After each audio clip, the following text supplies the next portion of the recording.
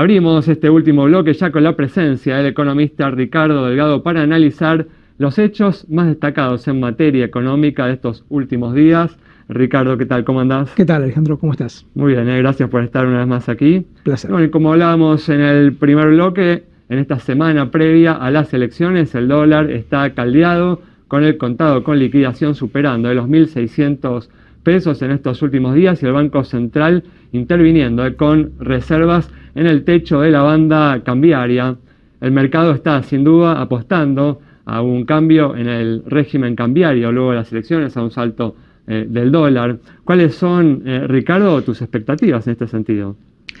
Bueno, mira, Alejandro, yo creo que el resultado electoral va a definir qué tipo de sendero el gobierno puede seguir. Un resultado favorable para el gobierno, con lecturas que pueden ser desde el que sacó más votos, el espacio que sacó más votos, o una cantidad importante de provincias que el gobierno ha obtenido, o por supuesto el famoso tercio en la Cámara de Diputados, los 87 héroes que hablaba el presidente en algún momento. Es un escenario que habilita que ese proceso de cambio, que me parece que es un cambio inexorable, que ya el mercado lo tiene prácticamente descontado, y los argentinos, la sociedad argentina cree que hay que hacer un reseteo, entrar en una segunda fase del programa económico, puede ser más moderada, más suave, puede ser menos tensionante. Por supuesto, un resultado no favorable puede complicar ese proceso de cambio, pero creo yo que el gobierno, a mi juicio, tiene que plantear algo más integral, ¿no? Yo vengo pensando y discutiendo mucho en estos últimos tiempos que hay que agregarle un aditamento a la nueva política económica, que es la política, justamente. Esto que se habla tanto. ¿Qué implicaría esto? Bueno, ¿no? Consensos, acuerdos estables con las fuerzas de oposición más cercanas a los pensamientos en los grandes temas del gobierno, una vocación, centralmente, una vocación del gobierno de abrir. No tener esta actitud tan refractaria hacia el resto de los sectores políticos y sobre todo con las provincias. Porque una parte importante, Alejandro, de esos acuerdos se pueden hacer sin necesidad de abrir demasiado la chequera. ¿Qué quiero decir con esto? Muchas provincias están pidiendo, por ejemplo, que se habiliten los avales para tomar deuda en los mercados internacionales, básicamente de organismos multilaterales de crédito, BID, Banco Mundial, CAF, que son los que las provincias están demandando para hacer obras, claro. Que son esos programas que existen en la Argentina, que el gobierno, justamente porque es un incremento de deuda, pero es una deuda, que se va de alguna manera roleando permanentemente en la Argentina, hace que, con muy poco dinero, sin comprometer el superávit fiscal, se pueda cerrar un esquema por ese lado. Después hay cuestiones, te diría, de gestión. Yo creo que el gobierno ha tenido una gestión pobre con las provincias en general, no cumplimientos de ciertos acuerdos, que incluso muchos de ellos tampoco implicaban dinero, sino que eran básicamente compensaciones de deudas o cosas por el estilo. Bueno, yo creo que todo eso debería estar adentro del nuevo reseteo, que por supuesto el tema cambiario forma parte central, el dólar es la variable de la Argentina, pero que debería, a mi juicio, ser bastante más integral para tener éxito y llevar adelante las reformas que hay que llevar adelante. Bueno, estás en línea con las recomendaciones que nos ha hecho hoy el principal sponsor del gobierno, que ha sido el Tesoro de los Estados Unidos, ¿no? Bueno, yo creo que el Tesoro norteamericano, el gobierno de Donald Trump, está viendo que la Argentina necesita cambiar. Hay un problema de fondo en la Argentina histórico, y es que tenemos grandes dificultades para generar divisas.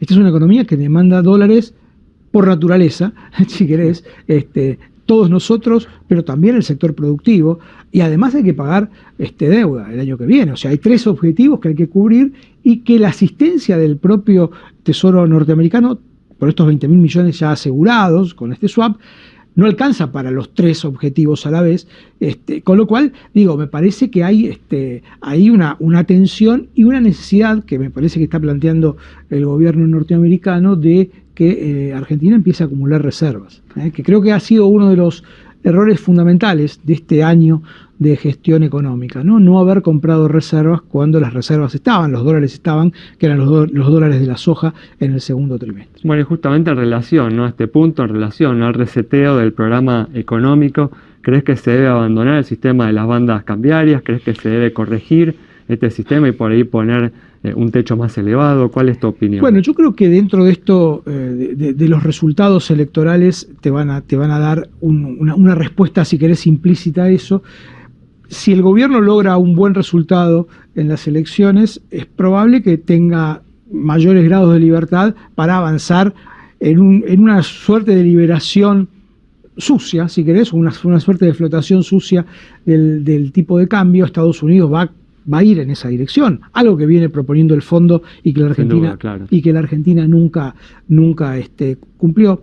El fondo, también vale la pena decir, como nota al pie, también es otro de los rescatados por el gobierno norteamericano. Después de 6 meses iba a tener un problema serio con la Argentina si no entraba a Estados Unidos, y de alguna manera, bueno, más allá de algunos escarceos entre funcionarios del fondo y los del gobierno norteamericano en relación a la Argentina, me parece que también le viene bien al fondo haber tenido a ese último prestamista, el prestamista de última instancia, que es Estados Unidos. ¿Y también esperás que se complete la apertura del cepo en las semanas siguientes a los comicios?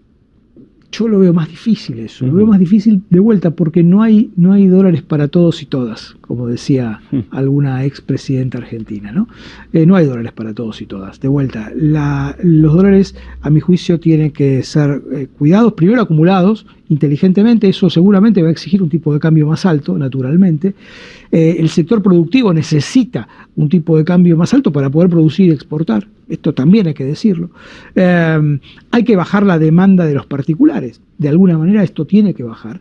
Es antipático decirlo, pero digo, la liberación del cepo allá cuando se cerró el acuerdo con el fondo, la liberación para los particulares, bueno, hoy es un problema macroeconómico, ¿no? Se acumularon 18.000 millones de dólares en ese sentido. Pero ¿cómo estimular el ingreso, ¿no?, de inversiones extranjeras si se mantiene, ¿no?, el cepo cambiario? Bueno, yo creo que el gobierno podría eventualmente, y si tiene una asistencia importante, que con estos 20.000 millones de dólares a mi juicio no es suficiente, podría plantear un esquema de gradual de liberación, como hizo, por ejemplo, con los dividendos y utilidades de las empresas, que a partir del 1 de enero del año que viene ya son libres, ¿no? O sea que ese mecanismo crees que puede ser suficiente. Se podría plantear algo gradual, pero de vuelta, dándole importancia a la generación genuina de dólares. Yo creo que lo que tiene que empezar a discutir la política argentina es cómo hacemos para salir de esta trampa de que cada tanto le tenemos que pedir al tío, al primo o al amigo prestado. Bueno, generemos nosotros los propios dólares, ¿no? Que están viniendo de sectores importantes como el de gas y petróleo, la minería, pero que el puente para que sirva o que alcance para todos todavía falta.